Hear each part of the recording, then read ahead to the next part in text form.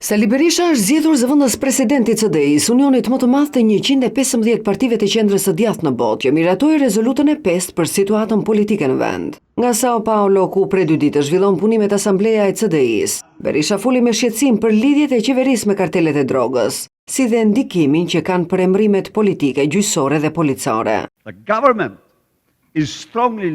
Qeveria është e lidhur fort me kartelet dhe baronët shqiptar të drogës. Kryeministri priti personalisht krerët e lartë të Sinaloas meksikane, të cilët janë 4 vëllezër shqiptar. Ai dërgoi një charter special nga Tirana në Aruba për një takim të veçantë me baronët shqiptar të drogës në Amerikën Latine. Droga dhe shpërndarësit e saj emërojnë ministra, deputet, emërojnë gjyqtar dhe drejtor policie. Shqetësime këto që gjetën vend edhe në dokumentin e partive të qendrës së djathtë, ku flitet për regres të thellë demokratik në Shqipëri, për qëndrim ekstrem të pushtetit në duart e qeverisë, shkrirjen parti shtet dhe depërtimin e krimit organizuar në institucionet publike.